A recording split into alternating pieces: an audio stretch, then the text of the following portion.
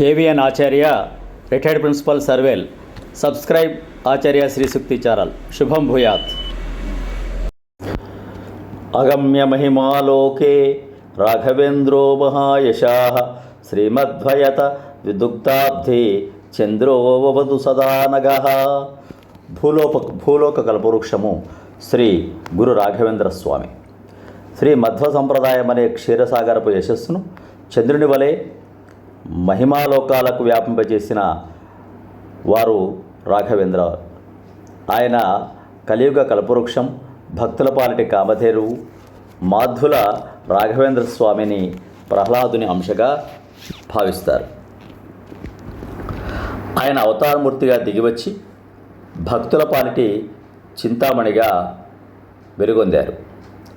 1595లో మన్మథనామ సంవత్సరం ఫాల్గుణ శుద్ధ సప్తమి గురువారం నాడు తిమ్మన్న భట్టు గోపాంబ దంపతులకు జన్మించారు.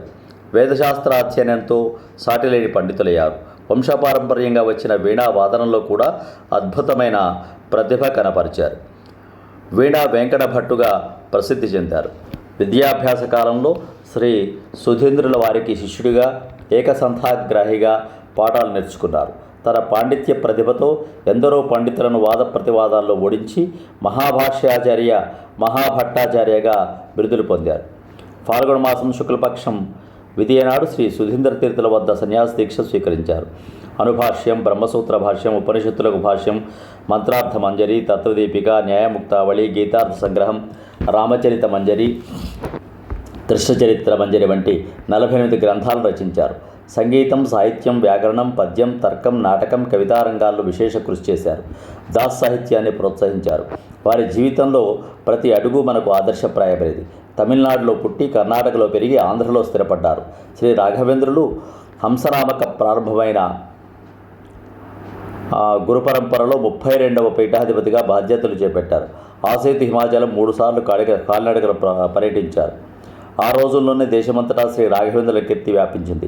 మంచాల గ్రామంలో తుంగా తీరంలో తన యోగామృత ధారను భక్తులకు అందిస్తూ 1671లో శ్రావణ బహుళ విధియనాడు సజీవ బృందావనం ప్రవేశం చేశారు.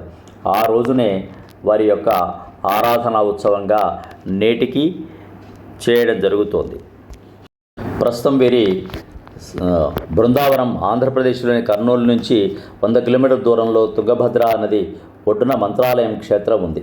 ఇక్కడ రాఘవేంద్ర స్వామి అర్చించిన మూలరాముని సన్నిధి పరమ పవిత్రమైనది. రాఘవేంద్రులకు సంబంధించిన ఇతర దర్శనీయ స్థలాలు కూడా ఇక్కడ మనకు దర్శనమిస్తాయి.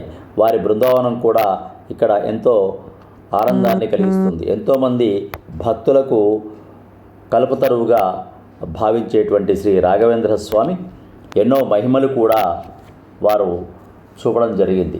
వారి కాలంలో అనేక రకాలైనటువంటి ఈతి బాధలకు, శారీరక రుగ్మతలకు, మానసిక రుగ్మతలకు వారు పరిష్కారం చూపి వారి యొక్క మంత్రశక్తిని దారపోశారు. అద్య శ్రీ రాఘవేంద్ర విలసతి ఫలితో మధ్వసిద్ధాంత శాఖి అని రాశారు. శ్రీ మధ్వ సిద్ధాంతం అనే కల్పవృక్షం రాఘవేంద్ర గురుస్వారూపముని కారణంగా ఫలభరితమైందని అర్థం. మనము ఆ స్వామిని వారి ఆరాధనా ఉత్సవాల సందర్భంగా స్మరించుకుందాం. వారి యొక్క కృపా కటాక్షాలకు మనము పాత్రలమవుతాం. ఇలాంటి గొప్ప విషయాలు మీకు అందించాలంటే ఆచార్య శ్రీశక్తి ఛానల్ను సబ్స్క్రైబ్ చేసుకోండి, కామెంట్ చేయండి, మీ బంధువులకు, స్నేహితులకు షేర్ చేయండి. శుభం భూయాత్.